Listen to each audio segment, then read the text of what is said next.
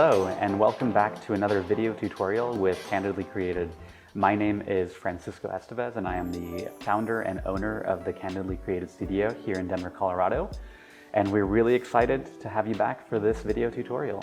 At Candidly Created, we focus on dance photography and movement photography, and all of our tutorials have to do with how to optimize workflow, how to optimize editing, things that we feel have been very beneficial for us in our studio workflow and that hopefully can work for you as well. In today's video, we're going to be focusing on the LoupeDeck CT.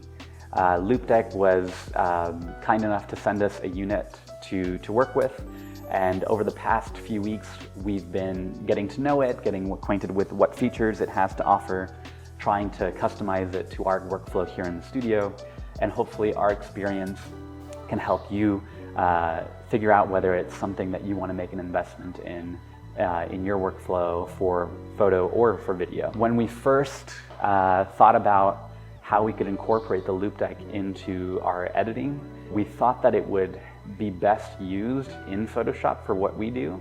And one of the big surprises as we went along was that a lot of the things that we thought we were doing okay with in Lightroom, we actually ended up using the LoupeDeck for a lot more of that than what we thought we were going to use it for in Photoshop. You know, I think one of the reasons that we didn't use it as much in Photoshop is because Photoshop already allows you to program different actions into an actions menu. And for me, for the things that I do, for the things that we do in the studio with editing our photos, we use the Wacom tablet a lot for Photoshop. So, you know, my right hand is preoccupied with the tablet and my left hand is already pre-programmed to have different shortcuts on our computer keyboard. So to add a third element to that seemed almost unnecessary for us in our workflow for the things that we do. So for that reason, we actually were quite surprised to find that the LoupeDeck works a lot better for the things that we do in Lightroom that we didn't feel like we needed a lot of help with, but it actually ended up being really great. We actually did a software update on the LoupeDeck as we were getting ready to set up for this video. So it looks like it's already been reset to the initial setup menu, which is actually great because it's gonna hopefully let us go through the initial setup and I can show you how LoupeDeck has preloaded a quick start guide for you as you set this up with your computer. Okay, so here it is. This is the interface that you get when you start with your LoupeDeck. So if you press Start Introduction, it goes through a variety of different videos and shows you how you can like pre-program things based on the preloaded actions that they have for every application. So they have a lot of applications. Obviously Lightroom is included in there, Photoshop, Adobe Premiere if you're a video editor, and basically you can search through all of these things and add them to the different buttons that you have. And if you look here, it's the same sort of interface. You have certain buttons that you can choose on the actual LoupeDeck CT. So instead of necessarily having to go through this tutorial on your screen on your monitor, you can actually press next here. So I'm going to press next on the actual LoupeDeck, and it's going to take me to the next option. So it's showing you all the different interfaces that you have on the LoupeDeck configuration module. And how you can really customize all these things. And now obviously you can go into depth on these however you want, but depending on what your needs are, but it's really neat that they at least give you sort of like a heads up on what to expect as you're going through this. I'm going to click next again. Obviously, if you want to share your data with them to make sure that like they're constantly improving their software, you can choose to do that.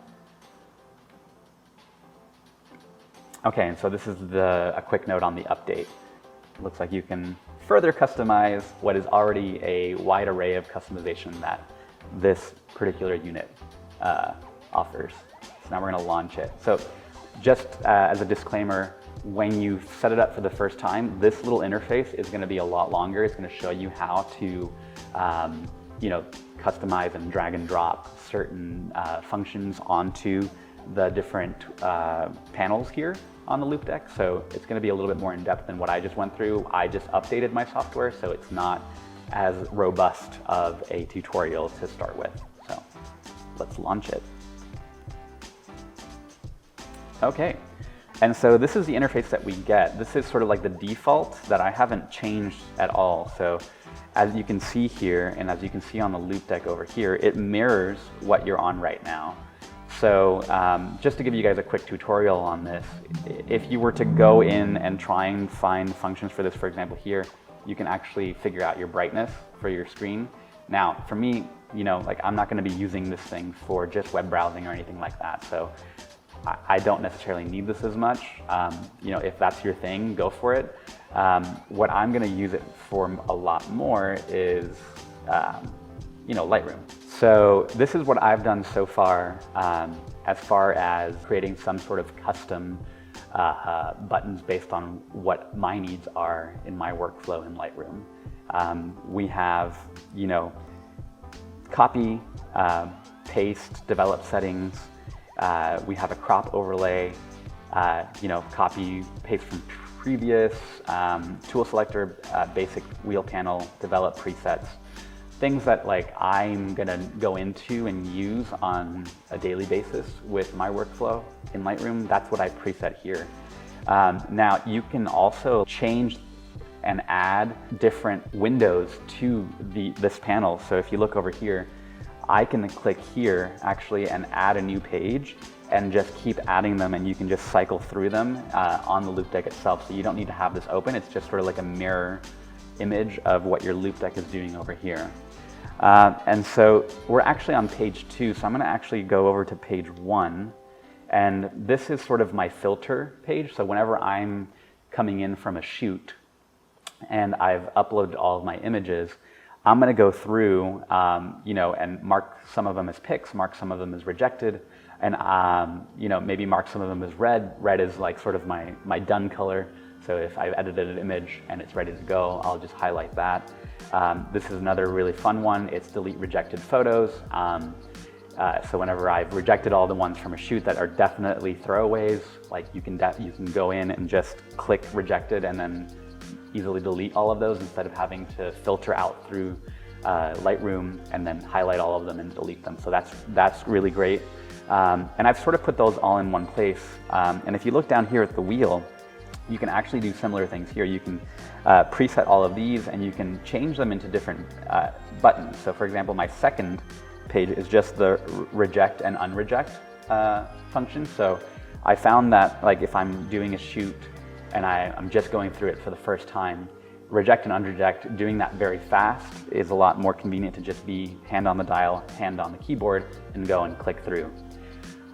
One thing that I did find with the LoupeDeck was that when I pressed reject, if I pressed the next arrow, if I went on to the next photo too fast, the reject sometimes didn't read. So you have to reject, wait for it to read in Lightroom, and then move forward. So that's one of my complaints. I'd say that's a con, especially because the LoupeDeck, and I believe all of the products in the LoupeDeck line, connect hardwired. You would expect them to be sort of instantaneously making that selection and translating that into Lightroom, but there is still a delay. Let's do a little pause here because I think that's one of the biggest complaints that I have about the unit is that it's hardwired. So it's a USB-C, it has an adapter that comes with it for USB-C to USB 3, but it does eat up that extra USB-C port. No, if you're not a fan of having a lot of cords, I would say that like this unit, you have to really weigh that into how you want to function in your workspace here, because it will require an extra cord. Because of that extra cord, because of having to hook it up each time that I use it, when I'm on the go, I don't bother bringing it with me. It's more of like I bring it with me, and if I know that I'm going to have like a few hours dedicated to editing, I know that I can, you know, set up and be there for a while. It's worth it for me to bring it out. But if I'm on the go, you know, I revert back to my just using my keyboard. Hopefully, like in the future, this can have some sort of Bluetooth capability. You know, the Wacom tablet works really well off of Bluetooth, and it has a lot of functionality. It immediately responds, especially since they're partners now. I'm wondering if maybe that can be something that they partner up with and help each other out on. We'll see if any future updates have Bluetooth wireless connectivity. Okay, so let's dive back into like real world usage. So I'm going to switch back to Lightroom here.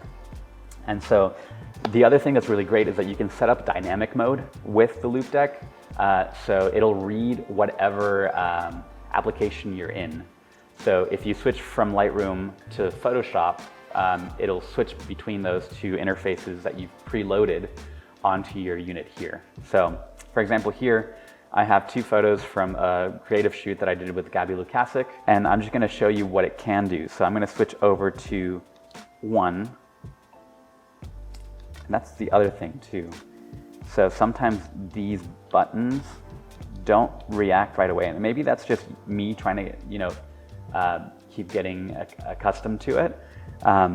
But sometimes I have to go to like the develop module first and then press 1, and then it goes back to the page. So I'm not sure why I couldn't just switch over, but I'm just going to give you a quick overview of how it works when it does work seamlessly. So for example, here I can swipe here and go to my reject and unreject. So for example, there, they were all selected, so it rejected them all.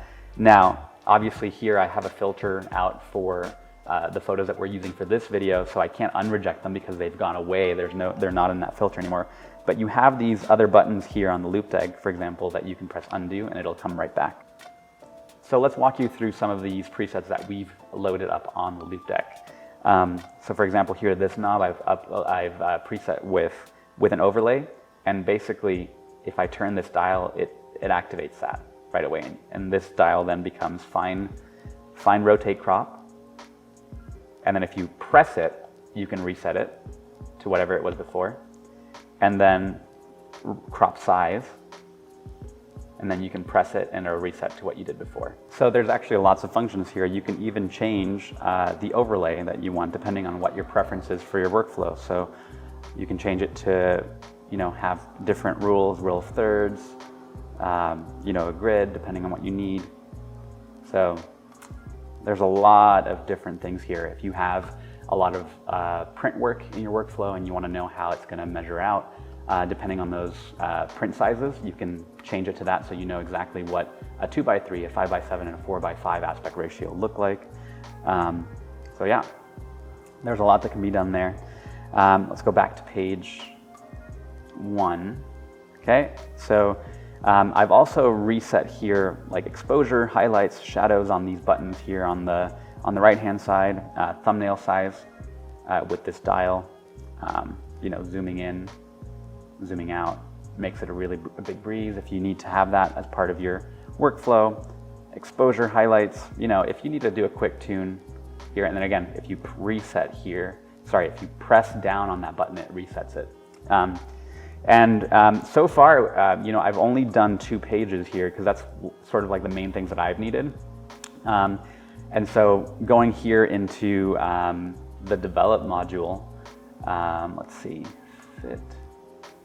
Okay, what we've done here, for example, the main things that I've programmed are, for example, copy from previous and paste. That's a big one. A big one for when we do big shoots at schools, for example, has been this one right here.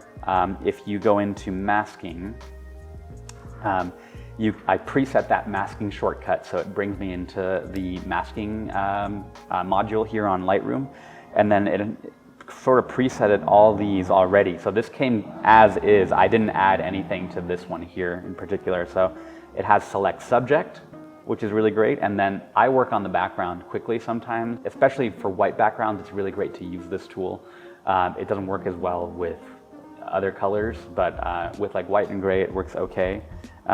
You can invert that mask and select the background. And then I've preset clarity tool, dehaze tool, and texture tool. And what I can do with that is then I can just come in and sort of blur out the background to remove some of that, some of the blemishes on the background that we normally do. For this type of shoot, I probably do it for private clients. I probably do it fully in Lightroom with the actions that we've released before. But if it's something quick, you know, it's just a white background, you've exposed pretty flat. This isn't like maybe the best example for this photo, but you know, it's just white. You can actually do this a lot. For example, here I use the dehaze tool, and that really brings sort of like that white back in, and you can then play around with the texture as well on this. And taking away some texture takes away some of those blemishes, debris that might be on your background as well. And again, if you press all of these, it resets to what it was before. And what's been really great, and this is an update for Lightroom, if you weren't already aware, is the masking. You used to not be able to copy and paste the masking. You'd have to do a new masking selection every time. But now that you are able to do that with the new Lightroom update, that's been a game changer, because you know, if I get an order of like 10 images, I can, you know, do this process here with the LoupeDeck on one of them, get the settings dialed in, and then I go to my my previous page in the develop, and then I can either press copy from previous, which is this button right here, or I can also just copy all the settings, and you go into, first you go into here, you highlight what settings you want copied, white balance, all of that. Masking needs to be clicked because you're now copying all the masking settings. And then you press copy, and then you can actually press paste. And even if you're not in the grid view, you can paste it to all of the ones that you have selected. So it's basically a sync. But it also syncs the AI, which has been great. Now, have that update not happened in Lightroom, this would have been a game changer even more so, because I would have been able to do all those little adjustments for each individual photo very quickly using these dials that I'd already customized. Obviously, with the update, I still use this because it's a lot faster to just copy from previous and then make tiny adjustments based on the individual exposure of that particular image. So I can, batch process those and then make fine-tuning adjustments with the LoupeDeck CT. So that's been really great, rather than having to do all of that on the keyboard. I think, like I said, the biggest sort of surprise for me was how much it can actually speed up my workflow in Lightroom versus Photoshop. So that's been a really big help, and I did not expect it to do that as much, but it has been really great. Thanks for watching. Make sure to like, comment, and subscribe. And if there are more questions that you want us to answer about the LoupeDeck in particular, or our editing workflow, or things that relate specifically to dance photography, make sure to leave them in the comments. So thanks again for watching, and stay tuned for our next video.